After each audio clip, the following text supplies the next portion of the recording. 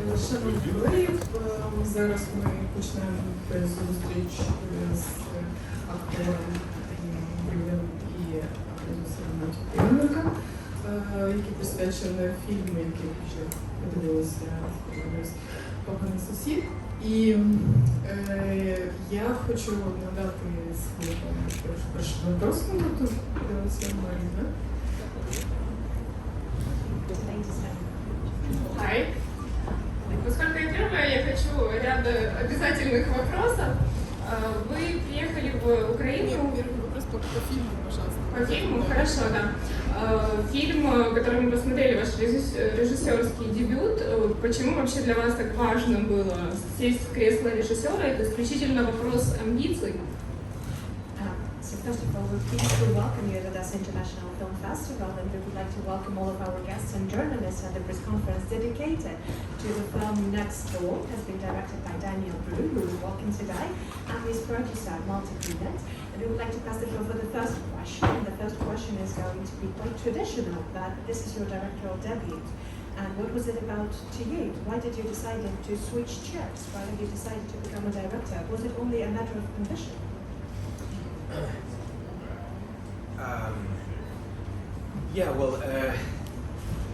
Sooner or later, many of us actors feel that need to tell your own story.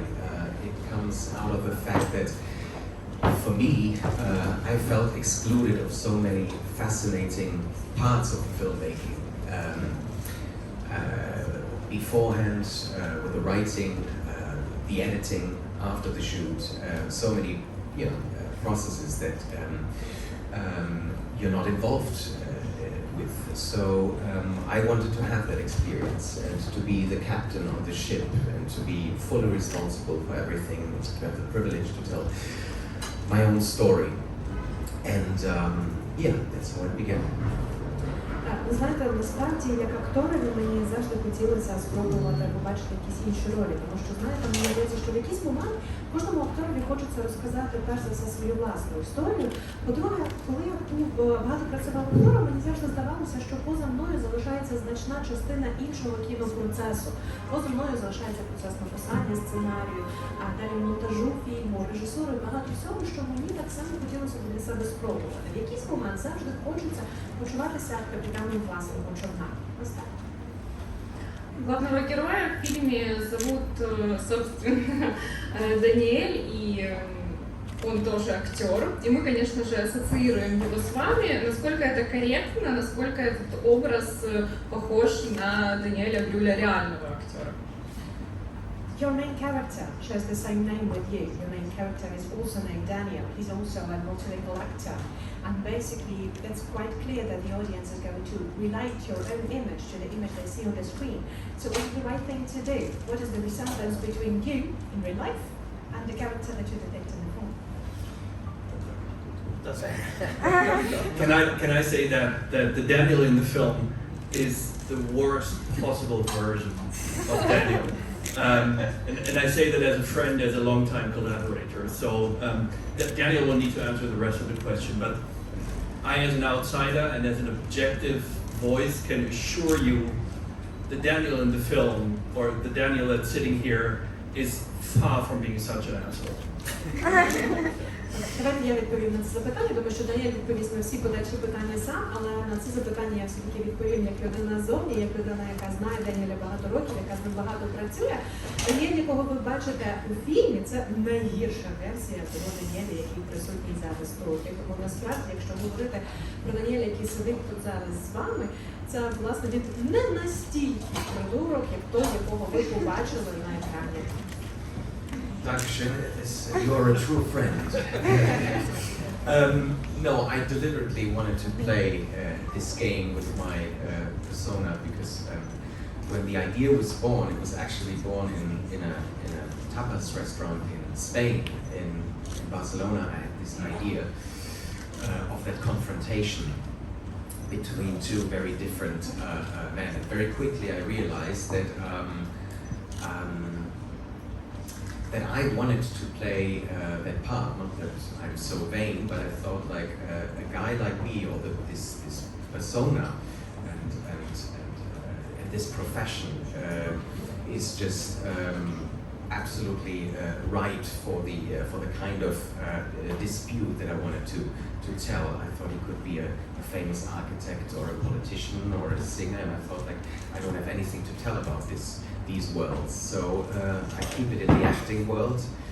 And then ultimately I thought, yes, I'm going to do it myself. And I really had fun, you know, making myself such a fool in the writing. And someday I took a bit of revenge for a couple of things that I heard in my life. I mean, this line, you never actually change, no? You always do the same thing. I mean, I heard these kind of things, you know. What? So, yeah. And then I don't want to answer it any further because this is part of the fun of watching the film, that I also in the interviews in Germany, I did not say what is true and what is not. That's the fun about it. Дякую, Майкл, що значить справжній друг. Насправді мені дуже хотілося зіграти цю роль, і ідея цього фільму, ідея цієї картини з'явилася в мене в один момент, коли я був в одному з тапас-ресторанів у Барселоні. В мене з'явилася ідея от саме такого зіткнення, такої зустрічі двох різних світів, двох різних образів. І я подумав, що мені подобається цей персонаж, мені подобається ця особистість. І, звичайно, можна було зробити цю людину, мого героя, представником будь-якої іншої професії, представником будь-якого іншого світу. Він міг бути відомим архітектором чи політиком. Але насправді я зрозумів, що я нічого не можу про це розказати, оскільки я не знаюся на цій сфері. Тому я вирішив, що необхідно залишити мого персонажа якраз у світі акторства. І відтак з'явилася ідея після того, вже, що його можу зіграти власне я. І насправді я отримала велике задоволення, граючи цього персонажа, тому що це була часткова можливість для мене дещо і помститися за все те, що я чув протягом свого життя. Наприклад, ця фраза про те, що ти ж насправді протягом свого життя не змінюєшся, ти постійно робиш одне й те саме, граєш одне й те саме. Це те, що мені доволі часто доводилося чути. Тому певним чином мені було весело, я сприймав це так само, як певний момент, який дав мені можливість дещо погратися зі своєю власною особистістю. Але загалом я не відповідаю на це питання дуже розлого, навіть коли я даю інтерв'ю в Німеччині, я завжди залишаю цей простір на подумати, що насправді було реально, що ні. You are a genius.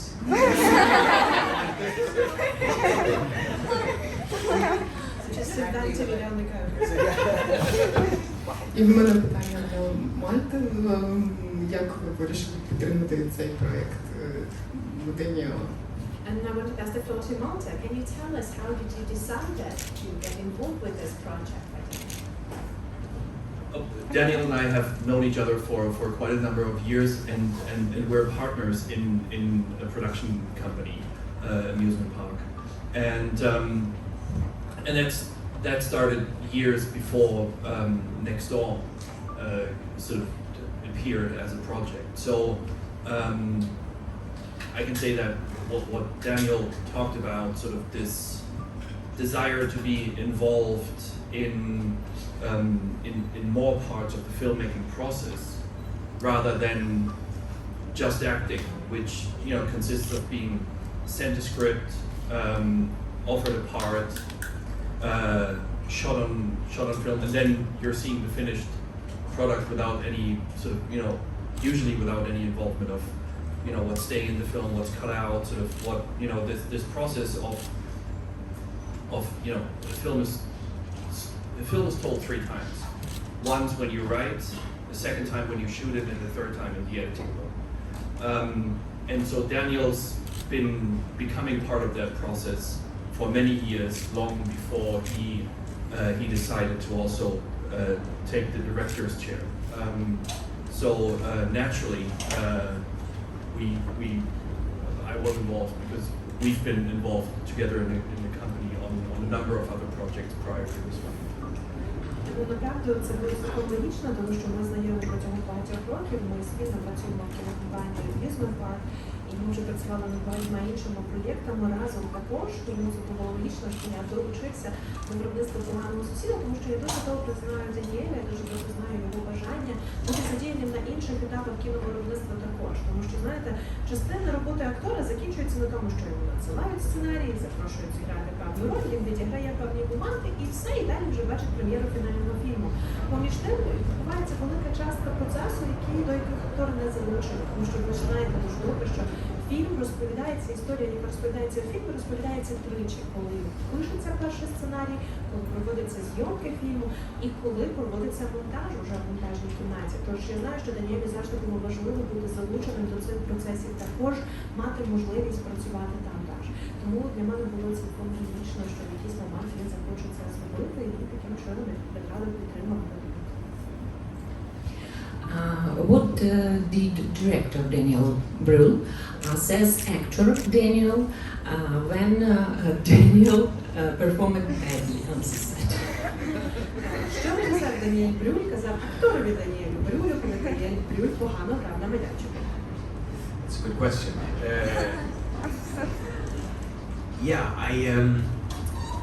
I decided to have a very democratic vibe on set and decided to allow only a few people around me to be totally honest and to support me throughout the whole creative process, including this man here, but my DOP, Jens, and my assistant director. And without them, I couldn't have made this film because it was really, they have so much expertise in their field. So I said, I will need your advice in so many things, including my acting. Be honest with me. If it's shit, and we do it again. That being said, the first time when they said, well, actually, that was shit, of course I was offended. I said, that was great, that was brilliant. No, we're going to do it again. No, but I needed to be judged and to be, criticized by people who want the best for the film. So that was a wonderful atmosphere because there was no ego issues, I didn't have the impression that I have to pretend that I'm the boss. It was very democratic. Насправді я намагався створити на майданчику дуже демократичну атмосферу, тому що мені було важливо так само почути думку дуже важливих для мене людей, тому насправді на майданчику було кілька людей, які могли бути абсолютно чесними, абсолютно відвертими зі мною, зокрема і цей чудовий пан, який сидить зараз поруч зі мною, але ще мій оператор Єнс, а також мій асистент режисера, тому що я довіряв думці цих людей, оскільки вони мають значний досвід в тому, що вони роблять, вони матимуть можливість побачити, що відбувається зовні. Я не намагався вдавати, що я знаю, як це зробити краще, що не намагався повністю контролювати ситуацію. Мені було важливо почути їхню думку і щодо моєї режисури, і щодо, звичайно, до мого акторства, до того, як я граю. Я їм одразу сказав, що якщо це буде погано, значить погано, ми це перезнімаємо. Але, звичайно, перший раз, коли вони сказали, що це щойно було лайно, я дуже образився. Мені, звичайно, хотілося почути, що це було геніально, прекрасно, це дуже далі. Але я спокійно до цього теж поставився з розумінням, що тоді треба просто перезнімати і продовжувати працювати далі. Це було дуже демократично. And I'll just add a tiny thing to that because it was really a pleasure to see the process. And from my perspective, Daniel wasn't any need of criticism in terms of his performance. He was his own critic, sort of, shot a take, watched it in the playback and said, no, I'm going to do that again. But I think the collaboration, especially with Jens and Sebastian, sort of the DOP and first AD, was for me even more impressive on a different field, which is technical and sort of organizational. And it was a pleasure to see Daniel take on the director's responsibility with a clear honesty and saying, I know what I don't know, and whatever I don't know, I need other people to help me. But I don't think that really went for performances. I saw you criticizing yourself enough. You didn't need other people telling you to do that again.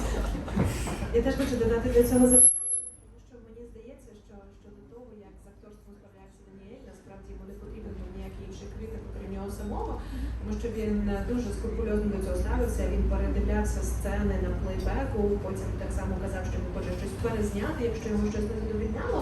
А те, що мене насправді вразило, це була інша частина його співпраці, і мені здається, в цьому була насправді найбільша магія під час роботи над цим фільмом. Його співпраці з режисером, з оператором Єнсом, а також з асистентом режисера Себастьяном, це те, що створювало дуже цікавий ефект, оскільки Даніель, йому не було потреби казати, що він чогось не знає, що він знає все як режисер. Якщо він розумів, що митець бракує знань, він завжди міг спиратися на знання та досвід інших людей, які могли йому в цьому допомогти. Мені здається, що дійсно це було найкращим моментом, тому що іншого критика для акторської гри Даніеля, окрім його самого, насправді навіть і немає.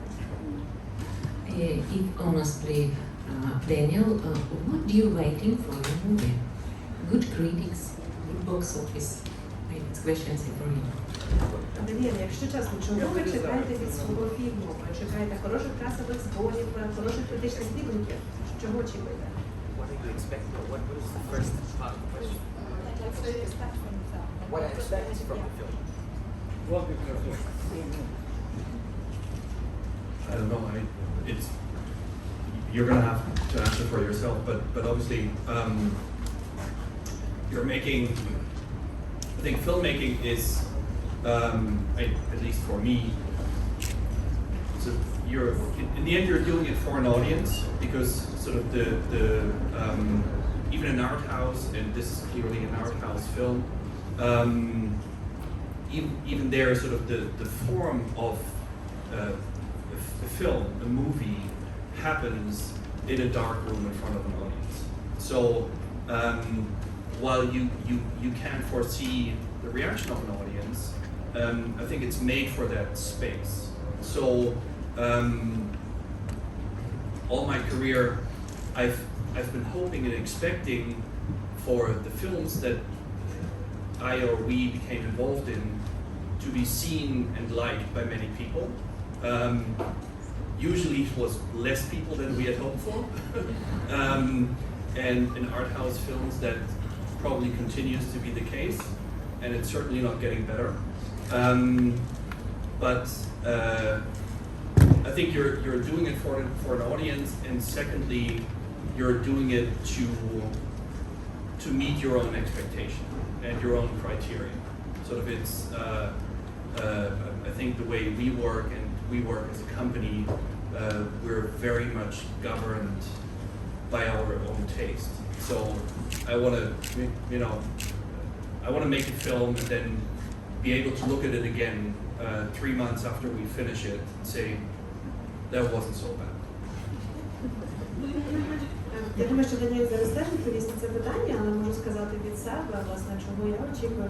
А знаєте, коли ти робиш фільм, мені здається, що найперше очікування, яке в тебе є, це очікування те, що твій фільм побачить аудиторія. Тому що коли ти створюєш фільм, ти завжди думаєш про те, як його будуть дивитися. Вони робляться для того, щоб буде показано на екрані, в темному приміщенні для аудиторії, яка буде це дивитися. І ти завжди, звичайно, з одного боку можеш уявити реакцію аудиторії, яка буде бачити цей фільм, а завжди з іншого боку очікуєш на те, що ти зробив, результат твоєї роботи побачить якомога більше людей.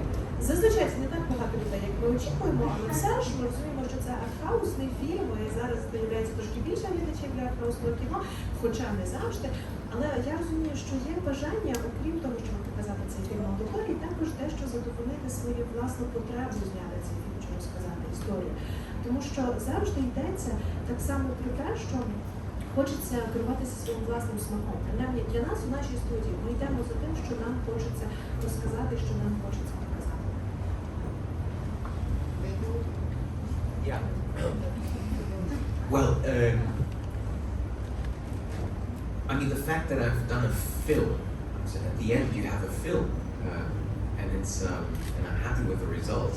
This is already quite something. And I mean, obviously, we had to, maneuver through that weird situation of that pandemic since day one. I remember that I started rehearsing with BRUHL with Peter Kurt, and we opened the news, and the virus had just arrived in Berlin on that day when we started rehearsing. Without knowing, I had created a wonderful pandemic-friendly film with two guys in a bar. But still, it was very tricky, and it's also thanks to Malte, who was convinced that we could win this battle and save that film, and also thanks to some other very loyal people and allies at my side, we could actually do it. So this already, that we could finish that film, nobody got sick, that in the end, you can tell, oh, it really actually works. That was the film I intended to do. This is already a lot. Then obviously in summer when the Berlinale called me, invited me to the competition, I thought like, my God, with a debut film, this is quite something. I thought by the time we go to the Berlinale, we would be like here, thousands of people and being happy, freezing in February. But no, it went on and on. And today I was thinking, here in Odessa, it might be the only time that I will see a packed and a full cinema. So it will be a very touching and moving moment for me. I will take pictures for my mother and for my family. Because I will probably never have that again. I mean, in Berlin there was a summer event that was nice, but you know, every second, third chair was empty. You know, so thank you, Odessa. Так, знаєте, мені здається, що започатку те, що я вже зняв цей фільм, це вже певним чином досягнення. Тобто це вже певним чином задовольняти, чого я очікувала від цього фільму. А з іншого боку, мені так само здається, що це була чудова подорож в плані того, як вдалося подолати всі ті виклики, всі ті перешкоди, які траплялися під час роботи над цим фільмом. І, зокрема, це все вдалося подолати завдяки підтримці таких людей, як Мальта, і інших людей, які насправді вірили в те, що цей фільм можна порятувати, і щось із цим ще можна зробити. Тому що ви розумієте, що фільм знімався в таких виключних умовах пандемії. В перший день, коли ми розпочали з Миколаєвим оператором, який грав Дуна, а репетиції це був день, коли в Берліні оголосили про карантин. На той момент, насправді, я ще не розумів, що фільм, який я написав, який було створено, це такий прекрасний камерний пандемічний фільм для карантину, коли в нас є двоє людей, які постійно перебувають в барі. А насправді нам вдалося навіть попри всі виклики, попри всі перешкоди, пов'язані з пандемією, завершити зйомки, завершити роботу над цим фільмом. А ніхто не захворів, на щастя. І вже після того, як мені подзвонили взимку, мені подзвонили з Берліналу, я запросила мене брати участь у конкурсі, я насправді був дуже здивований і був дуже зворушений через те, що одразу з кіно дебютом потрапляти до конкурсу Берліналу. Це щось надзвичайне. Я собі одразу уявляв, що там буде дуже багато тисячі людей, які буде всі трошки холодно, оскільки Берлінал відбувається в лютому, але які попри все зможуть побачити цей фільм. Але так не сталося, знову таки через пандемічні обмеження. І зараз, от буквально сьогодні, перебуваючи в Одесі, перебуваючи тут, я для себе усвідомив, що сьогоднішня вечірня прем'єра, яка буде, а це, мабуть, буде перший раз, коли я побачу людей, повну залу людей, які будуть дивитися цей фільм. Я буду це все фотографувати для пам'яті для своєї мами, для всіх своїх рідних, для того, щоб показати, тому що дійсно це буде дуже важливий і важливий момент для мене, бо я не знаю, коли наступного разу можна буде побачити повну залу людей на подібній прем'єрі.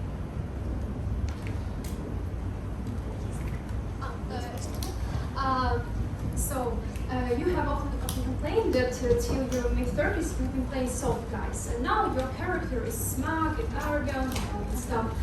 And adopting this character and playing your dark side out, and since it's like based on your character, are you the bad guy you always wanted to play? And playing your dark side out, is it therapeutic for you?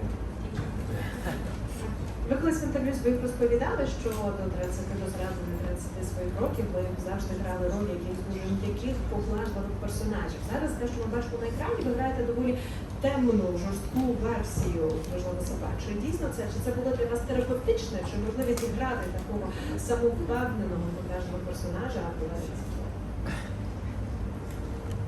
Yeah, well, I'm married to a psychologist, so she gives me always therapy for free. But I always loved, since I was a teenager, that like the British sense of humor, the self-deprecation is, I think, is very healthy. Not to take yourself too seriously, and to go through life with that attitude, I always found very good. And it is extremely joyful to make yourself a bit of an idiot, you know, to act these scenes was really very refreshing, and to really deliberately be the worst version of yourself. And it is somewhere hidden, but as my good friend said, very rarely it comes out. But just to focus on that was a lot of fun. Yeah, thank you. Насправді моя дружина психолог, тому я отримую терапію, безкоштовну терапію постійно. Але, якщо чесно, мені здається, що ще десь із підліткового віку мені дуже подобався цей принцип, знаєте, такий дещо подібний до загального британського гумору принцип самоіронії, і дещо іронічного ставлення до себе і ставлення до життя. Тому що це дає дійсно хорошу можливість посміятися з себе також. Тому для мене було цікаво зіграти цю роль і ще в тому розумінні, що частково це дійсно найтемніші частини мене, які, як сказав мій добрий товариш, не часто виринають. Але було завжди приємно дещо зробити з себе такого дурника і мати можливість прожити це в такому вигляді. Добрий день, Даніель. Хотіла запитатися Володимир Грисюк, обозріватель, з приводу того, що у вас дуже багато ролей, які ви граєте поганих хлопців в них. І, як мені здається, у вас дуже специфічно, дуже хороше виходить власне ці ролі. Як ви думаєте, це через специфіку характеру, чи можливо через зовнішність? І друга частина питання, якби ви вам запропонували зіграти поганого хлопця в українському фільмі, що б це могло бути? Good day, Daniel. I have two questions for you because first of all, it seems that through your filmography and through your film career, you have had multiple roles where you have played a bad guy. And our journalist thinks that you're doing the bad guys very well. And why do you think, what is the success of your bad guys roles? Is it because of your appearance or your own personality? What is your secret to being the bad guys? First of all, and the second, if you were offered a role of a bad guy in Ukrainian film, what kind of a role that would be for you to accept it? I would have to learn Ukrainian, which might be tricky.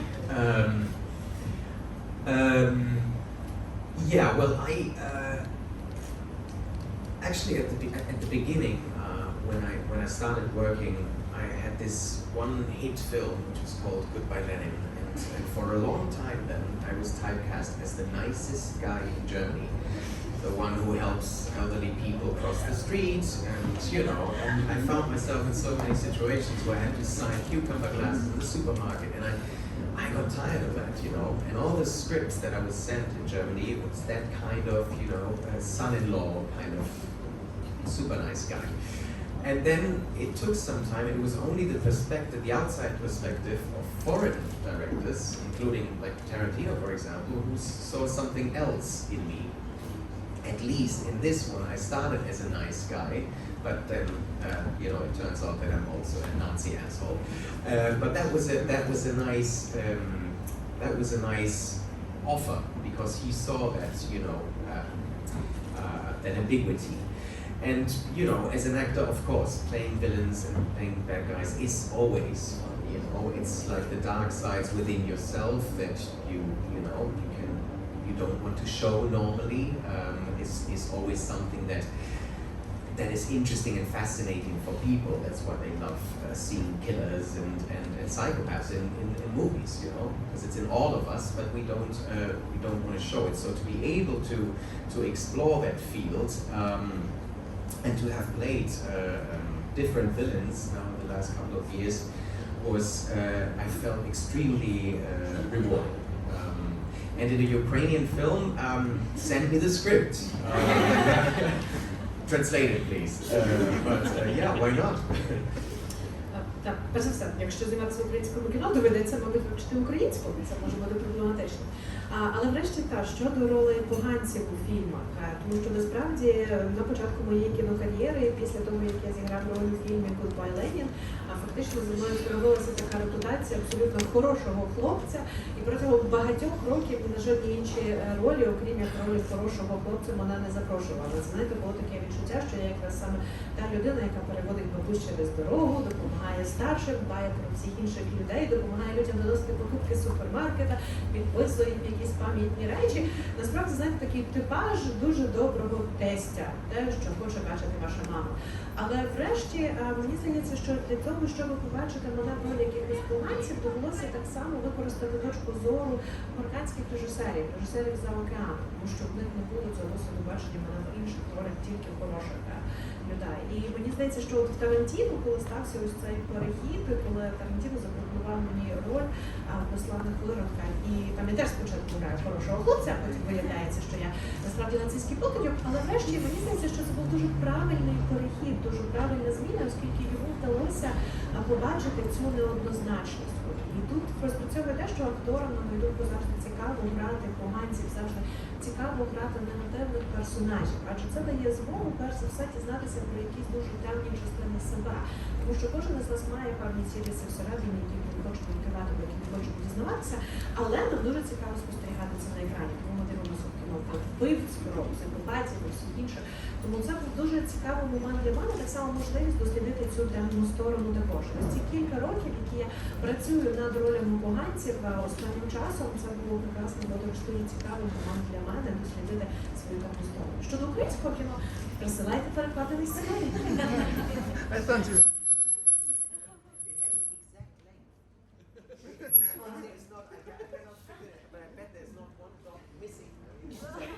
Truly an ability that I always found incredible. Really? No. Yeah. Дякую. Доброго дня, Даніеле. Ну, по-перше, дякую вам дуже за таке глибоке і поліфонічне кіно. Мені здається, там Бетховен не просто так. Тобто поліфонія присутня саме в